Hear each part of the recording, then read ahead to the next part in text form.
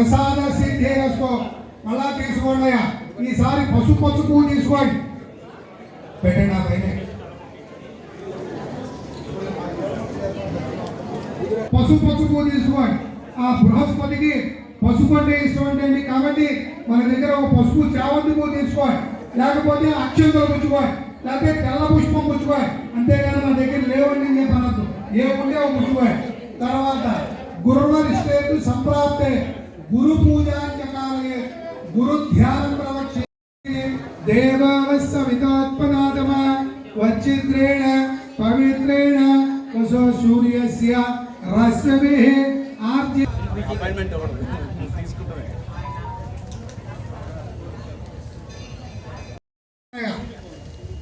బృహస్పతి గ్రహ దేవతామావాహయామి స్థాపయామి పూజయామి.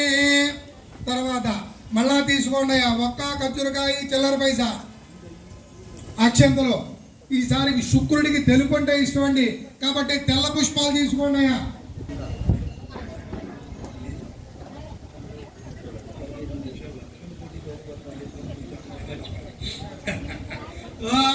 శుక్రారిష్టేతు సంప్రాప్తే పుచ్చుకోండమ్మా ఒక్క ఖర్జూరకాయ చిల్లర పైసా తెల్ల పుష్పాలు. జరుగుతుంది. ఈయన అనుగ్రహం ఎప్పుడైతే లేదో వివాహం జరగదు, మనశ్శాంతి ఉండదు, గొడవలు పడతాం, అన్ని అనేకమైన బాధలు కలుగుతూ ఉంటాయి. కాబట్టి అందరూ కూడా మనస్ఫూర్తిగా శుక్రుడిని ఆరాధన చేయండి. శుక్రారిష్టేతు సంప్రాప్తే శుక్ర పూజాంచకారయే శుక్ర ధ్యానం ప్రవక్ష్యామి.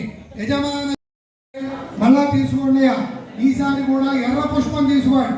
అంగారుడికి ఎరుపంటే ఇష్టం. ఈ యొక్క అంగార గ్రహం కనుక మనకి అన్ని విధాల అనుకూలంగా ఉంటే, గ్రహాల్లో కనుక మనకున్న గ్రహాలన్నింటిలో కన్నా లాభస్థానంలో ఉంటే ఎటువంటి అనారోగ్యం రాకుండా సంపూర్ణ ఆరోగ్యం కలుగుతుంది. ల్యాండ్ స్థలాలు ఉండడం కానీ ఇల్లు ఉండడం కానీ అన్నీ కూడా ఎక్కడ ఇబ్బంది లేకుండా జరుగుతాయి. అటువంటి మంచి గ్రహం అంగారకుడు. అంగార గ్రహ దేవత సంప్రాప్తే దీనికి ఆకుపచ్చ పువ్వు కావాలి, అది మన దగ్గర దొరకదు కాబట్టి తులసి దళం ఒకటి తీసుకోండి. మీ దగ్గర ఉంటే ఇవ్వండి, పక్కన కూడా ఇవ్వండి, మొత్తం మీరే పెట్టగల ఆ పుణ్యం నలుగురికి పంచవచ్చు. ఇవాళ రోజున ఒక తులసి దళం పక్కనోడికి ఇస్తే కోటి కోటి మహాపుణ్యాలు కలిగినట్టు అంత పుణ్యం కలుగుతుంది. తులసి దళంతో ఇంత పుణ్యం కలుగుతుంది. ఏ తపస్సు చేసినా, ఏ యజ్ఞం చేసినా, ఏ యాగం చేసినా కోరిన కోరికలు వెంటనే సిద్ధించడం. అట్టి మహాప్రభావితమైన వ్రతాన్ని కానీ, తపస్సు కానీ, యజ్ఞము కానీ, యాగము కానీ ఉంటే తెలపండి స్వామి అని చెప్పి ఈ సౌనకాది మహామునులందరూ కూడా కలిసి అందులో పెద్దవారైన శోక మహామును వారిని అడిగి ఉన్నారు. అందులో ఆ సూర్యుడు ఏం చెప్పాడు అంటే, నాయన ఇదే విధంగా పూర్వకాలం నందు నారద మహాముని వారు శ్రీ మహావిష్ణుమూర్తి వారిని అడిగి ఉన్నారయ్యా.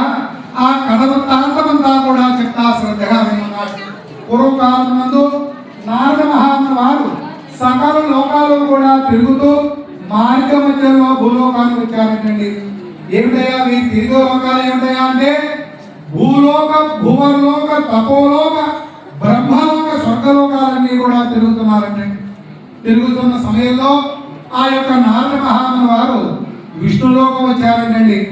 వచ్చేటప్పటికి అక్కడ విష్ణుమూర్తి వారు తెల్లని శరీరం గలవాడై ఒక చేతిలో శంఖము, ఒక చేతిలో చక్రము, ఒక చేతిలో గద, ఒక చేతిలో పుష్పము, 4 భుజములో 4 అలంకార విభూషితుడైన ఓ మహానుభావ, ఓ జగత్రక్షగా నాయన తండ్రి, ఈ రోజున భూలోకంలో మానవులందరూ కూడా అనేకమైన కష్టాలు పడుతున్నారయ్యా.